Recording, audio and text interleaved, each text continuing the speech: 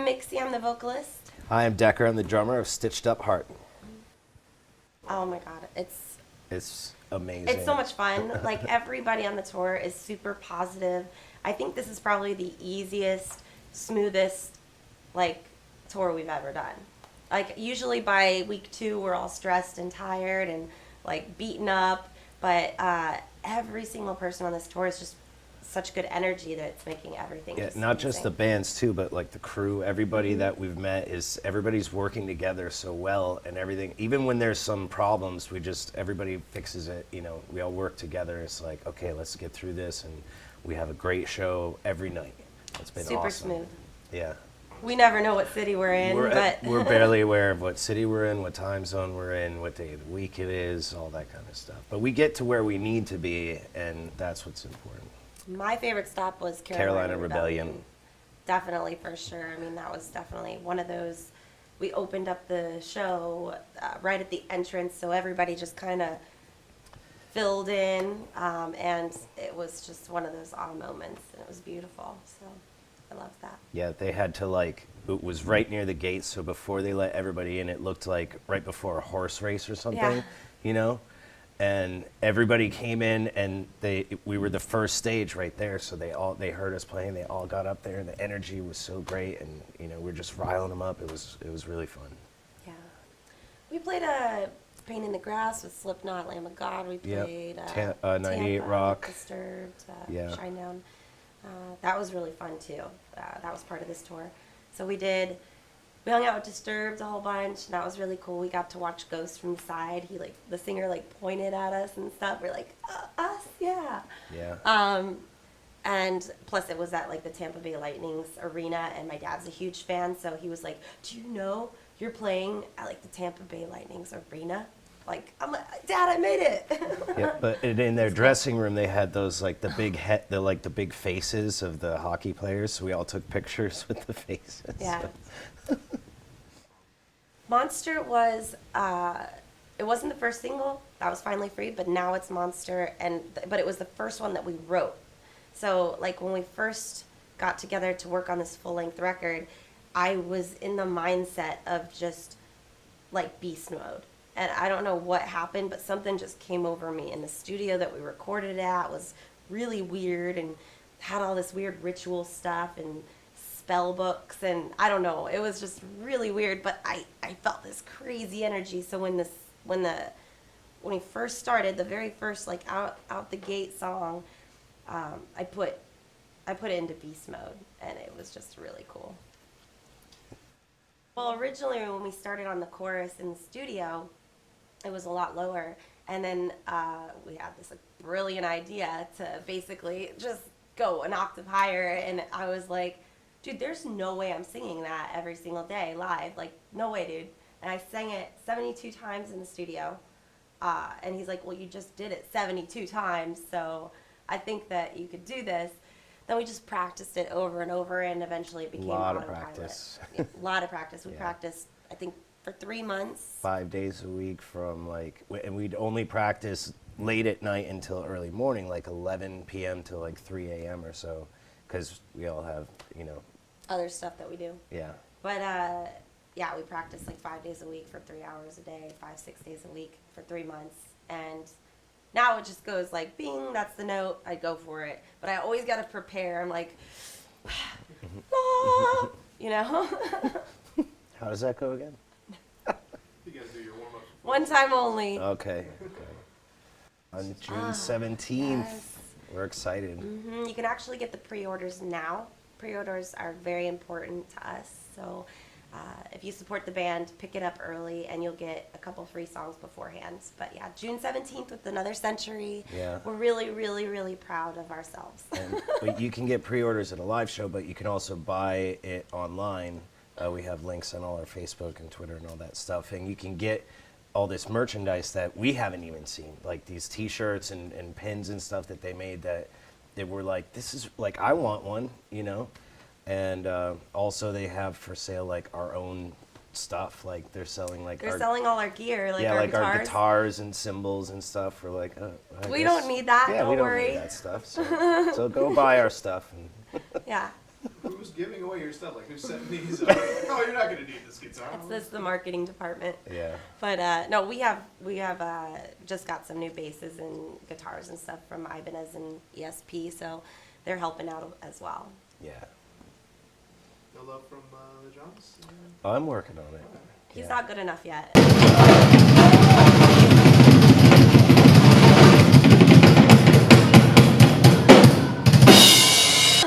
Oh. I'm just kidding. He's awesome. Well, I'll be over Anyway, here. exit. No, the thing is, especially when we're touring right now forever, like we're gone till probably next year. Yeah. And I just get gear that I can beat up because that's what's going to happen. I don't want a really nice drum kit right now because I'm going to have to like baby it and keep it away from everybody. I just buy a beater that I can just throw around, and it doesn't matter. If I feel like kicking it over at the end of a show, I can do that, which I have done. We have a collection of his cymbals that we put at the merch table and all his broken drumsticks, which is usually like 2 or 3 a show. Break like 2 or 3 drumsticks a show, a cymbal like every 2 weeks or so. And his broken stuff makes more money than the actual stuff that we get that's brand new. She's like, you keep putting all your Like, we have trash all in the your- merch table. Everybody keeps buying your trash. I don't understand. Because we sign it, and then it's good trash. One man's 'cause I trash guess you is look at- another man's treasure. You look at a cymbal and you go, wow, how did that happen to it? Like, it's like just destroyed. And the sticks, like, I couldn't do that. I had a drum kit and I had the same sticks for like 2 years. And in practice, like, when I break the cymbals, those little chunks just fly, like whiz through the air, so it's almost killing taking out their eyes and stuff, He aims for us. I do, really. I see, like, the part of Here's Mixi's head, go for it! And then pieces of cymbals are just flying in the little air. Chinese stars. We recorded with Mitchell Marlowe in Pasadena, and then the other half of it was done with Sahaj Ticketon in Woodland Hills. So they had their own studios set up, and we just kind of hopped back and forth from one guy to the next. And together, they both have really cool elements. Like, Mitchell was really cool at bringing this cinematic feel to the songs, which I thought was really awesome, and keeping it dark and mysterious. And Sahaj was really good at helping me with like a lot of melodic vocal melodies. And we'd come up with something and he'd make it better, and words, like better words. I'm not that smart. So sometimes he'd help me out. He'd be like, you could get a little more sophisticated than that. He write good words, but yeah, he would analyze it and say, all right, well, how can we say this in a little bit, more interesting way or something? Maybe like not that. as metaphorical, or maybe, sometimes I'd get a little out there, but Yeah, you are a little out there. just a little out there. Yeah. Yeah. You gotta be a little crazy to do this job. This time, almost a month now, but that's just the beginning. I mean, it's gonna We be basically forever. pay rent for our animals. to live in apartments in Los Angeles. Yeah, yeah. Here, kitties, you can stay in Hollywood, and Yeah. I'll just give you money. And go live in a van. Yeah. But who gets to watch the little babies while you guys are away? I actually have it set up really cool. I live right on Hollywood Boulevard in a studio apartment, and I get a subletter to rent the apartment and also take care of my cats. So we give her like a good deal and basically like half of the rent, and it works out. And she gets cats. And she gets cats, So and the cats get taken care of. And we have like emergency cat care down the street, so like if anything happens. That's the hardest part, I think, is just leaving like my little babies. And but ultimately we try to help cats on the road. We do a percentage of our merchandise sales goes to kittenrescue.org.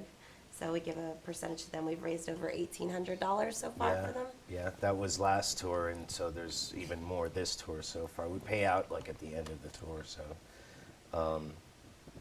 which means I guess we'll pay them like in 2018 for this. Yeah, we'll pay them next year. Whenever we finish this tour. But on the beginning of this tour, the very first show, there was a cat in our dressing room downstairs at the venue, and it was giving birth like right before we started playing. So she was helping take care of we were all down there, but the cat really wanted her to help out like with the Cats birth. know cat ladies. Yeah. And there was one cat before we played, and then there were 5 cats. So there was afterwards. more heads at the show. Yeah, we increased the head count during our set. I actually but- got a video that the venue created of the cats with monster behind it, and they have these little baby kittens with screaming monster like, "I've been locked up in a cage," and these little kittens with their little eyeballs like looking up at you. I watched that last night. It's awesome.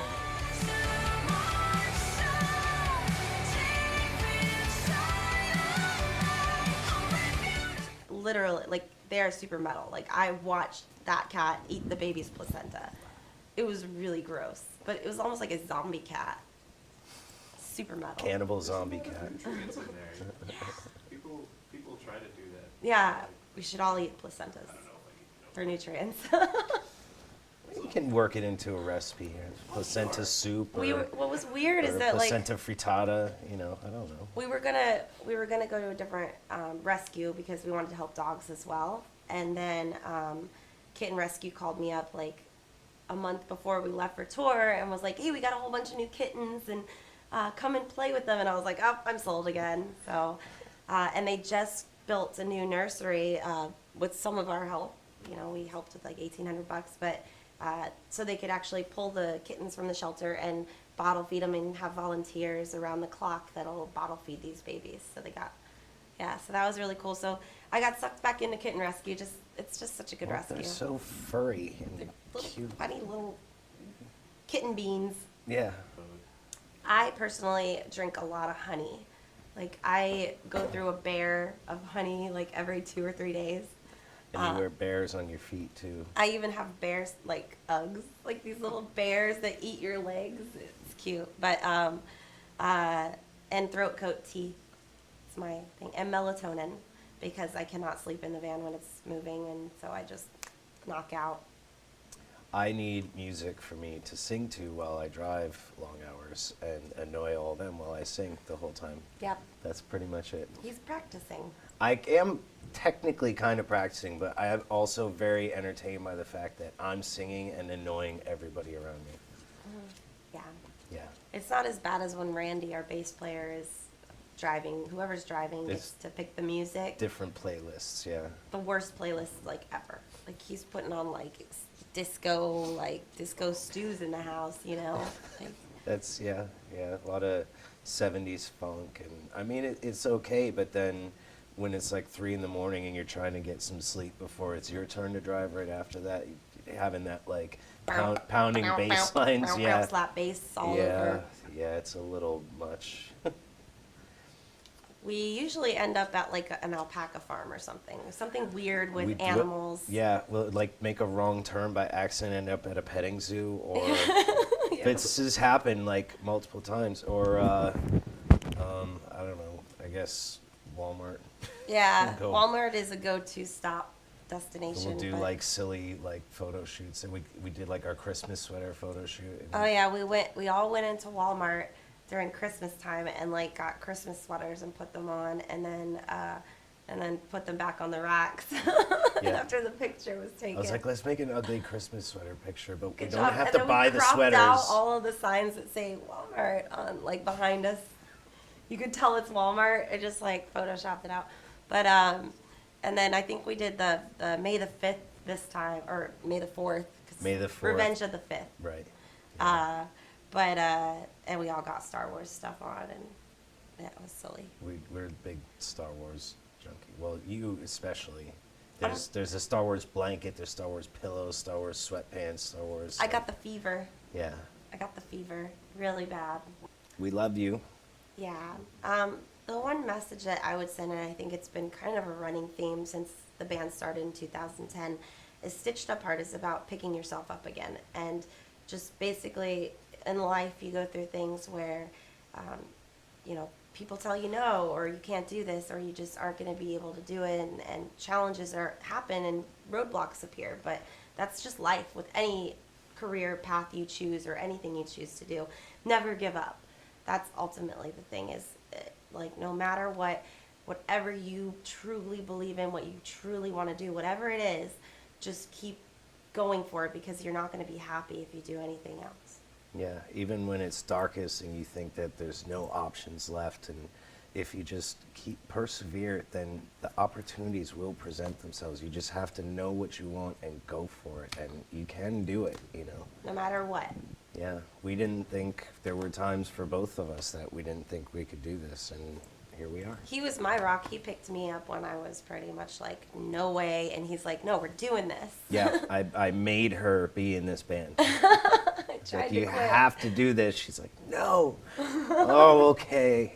I'm like, yes, we're doing it. And, you know, it's been downhill ever since. Thanks for watching this interview with Stitched Up Hard. They kicked ass on the hardDrive Live Tour this year. As always, keep up with all things rock via the hardDrive Radio Facebook, Twitter, or the free hardDrive Radio app. Until next time, I'm Lou Brutus. Thanks for hanging. No time to regret. Kept his stick away.